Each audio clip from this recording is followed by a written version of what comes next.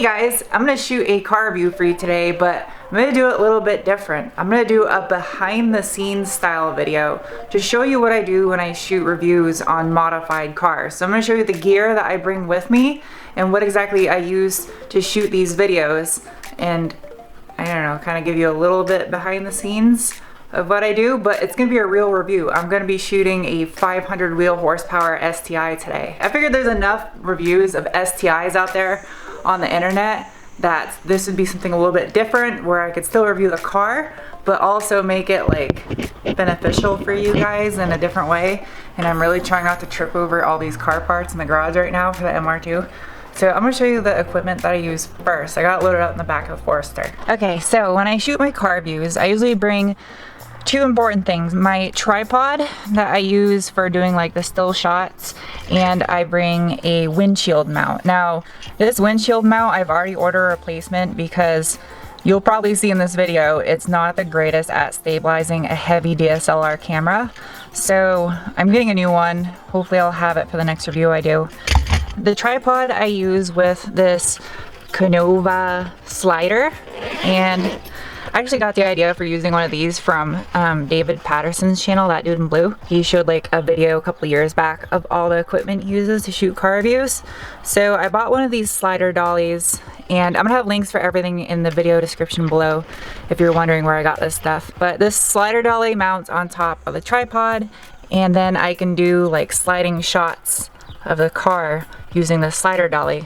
When your camera is mounted on here, you can slide the camera along and get sliding shots. And then usually I try to pack my camera bag light, and I only bring stuff that I'll know I'll use for the video. So I may bring like an extra lens, some filters, sunglasses, and cleaning tools. But I try to keep my camera bag only the essentials that I'm gonna need for that shoot. It's about 6:45 right now in the morning, so I'm going to head off to where I'm shooting a review out. Usually I do these out in the middle of nowhere because I like to be away from traffic and other cars when I'm shooting my reviews. And I think that's kind of important too when you're doing these reviews. Because today I am filming a 500 wheel horsepower STI, my reviews are a little bit different when I do modified cars. I tend to look at my target audience, and I feel when you're reviewing a modified car, people don't care how many cup holders it has, or what the fuel economy is, or what your leg room or your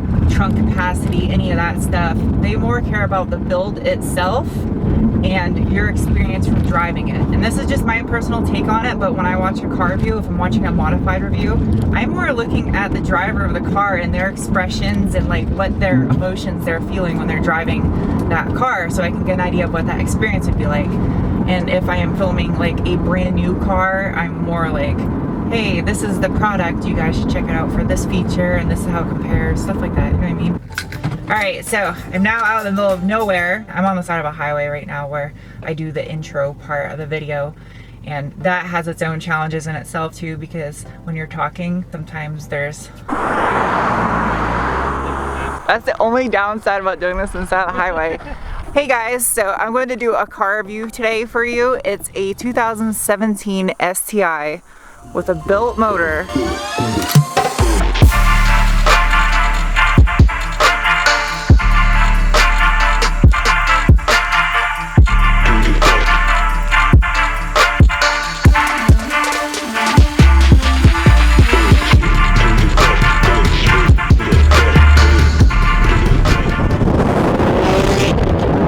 So the car made 503 horse and 450 pound-feet of torque at the wheels, and he's running E53.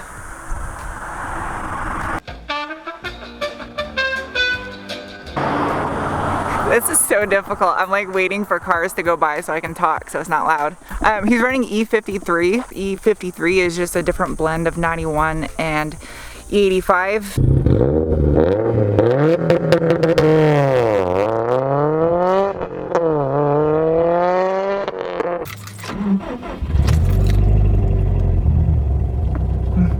Sounds so good. I think he has equal lengths on here. Will now start. GPS connected. What? So the build on this STI. The STI is a built motor.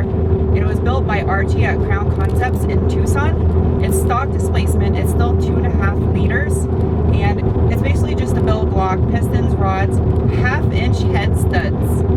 That's crazy, 1/2-inch head studs? Maybe I'm new, I'm sorry. Turbo is a GT35R, and the car is making 503 wheel horse and 450 pound-feet of torque. Now the cool thing about the power levels on this car is he actually uses the SI drive in the center to adjust the maps. So I'm in Sport Sharp right now, which is the full 503 wheel horsepower. If I dial it back to Sport, it brings it down to 450 wheel horsepower. And then if I put it intelligent, I'm sure it's like even less, and you don't want to do that. You want all the power all the time.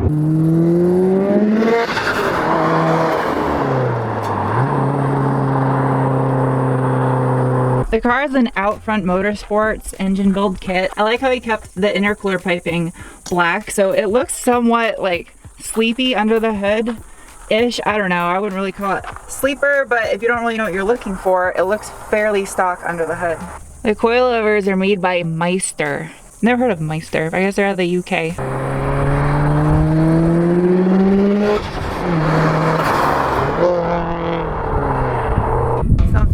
Out here in the middle of nowhere in the desert filming some drive-by shots, and it's super hot and cars go by looking at me like I'm crazy.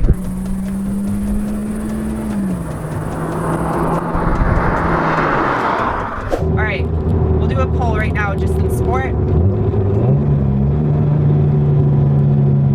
and see how this power level is. And here it goes.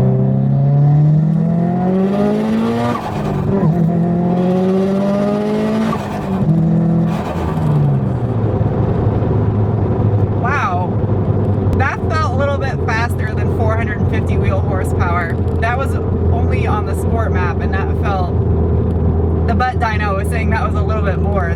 That's crazy. The car like shifts and crab walks when you get on it.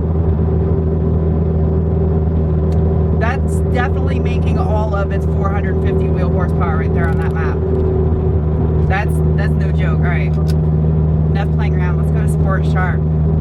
Still does have stock drivetrain. It's not modified transmission or differentials or axles or anything. And that is one thing I would personally be worried about on a built motor, high horsepower STI, is blowing up a transmission. But I guess if you don't launch it and drive it like a normal human being, why would you not launch it and drive it like a human being? That's not what this car is for.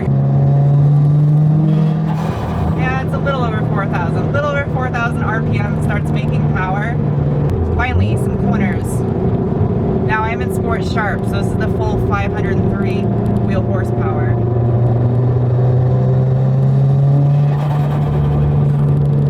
God, that sounds so good.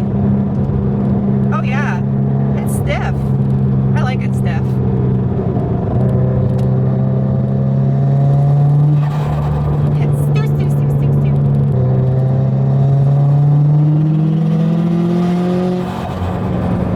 Oh my God, that's good. That's so good.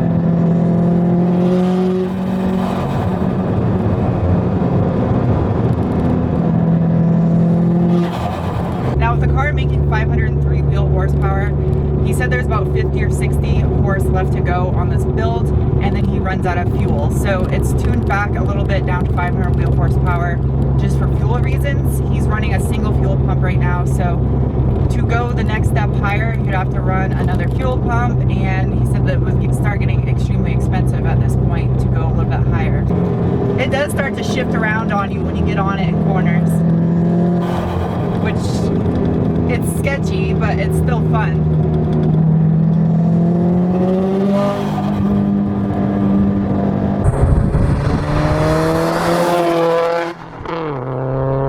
Just the right amount, 500 wheel horsepower. I think that's like perfect right there.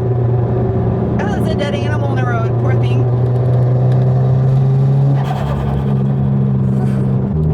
Going back down to Sport. So getting on it in corners corners. I will say when you're on the power, if you hit some big enough bumps, it does upset the car and it kind of shifts around and hops on you, which is not a great thing for attacking really bumpy, curvy roads like this. I think on an autocross or an actual track that's nice and smooth, it would be fine. It's not anything where I feel like I was going to lose control though, but it is noticeable. It does shift around on you on power, and it just made it fun. I don't know. I don't care. I think it's still fun. It was amazing to get to drive this thing. I have to thank my friend Derek. And I usually give my cars a bean score, 1 to 5 beans, just on the throw you in the seat factor and how incredible the car is to drive.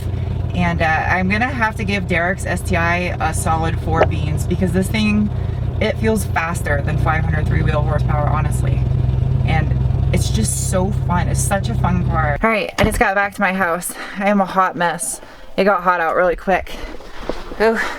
So this is now the most difficult part of these videos, is the editing process. Now for my typical car reviews, I would say for a car review to edit, every minute of video takes an hour to edit. So for a 10-minute car review video, it'll take me 10 hours to edit. So you can imagine if I'm doing 3 or 4 videos a week and I'm doing more than 1 car review, I mean, if I was doing all car reviews, I mean, basic math here, that would be 30 to 40 hours of editing alone. So these project build videos that I do are heavy on the filming side. It'll take, you know, a 10, 12-hour day of working on a car sometimes, and then editing on top of that. But these car reviews, average, I would say, I would do an hour for every minute of video. So I'm gonna go upstairs and edit this video. Hope you guys liked this behind the scenes type car review. I wanna try to do something different, because I feel there's so many reviews, especially of STIs out there on YouTube, that I wanted to try to use this opportunity to review this really awesome car, but also show you behind the scenes of how I shoot my car reviews. I'm starting to learn some new processes that'll save me time, but I do have a long way to go. But I love what I do, and it's fun to learn new stuff. So if you guys have any suggestions or comments, leave them below. Maybe I can use them to better my videos for you guys, what you'd like to see different in the car reviews. So I have to say a big shout out to Derek for letting me drive his STI today. That was awesome, and it was really fun to get to drive that car. So I will see you guys soon with another video. Bye. So the car made 503 horsepower at the wheels and 450 pound-feet of torque on how much boost? 31 pounds. So many f***ing numbers.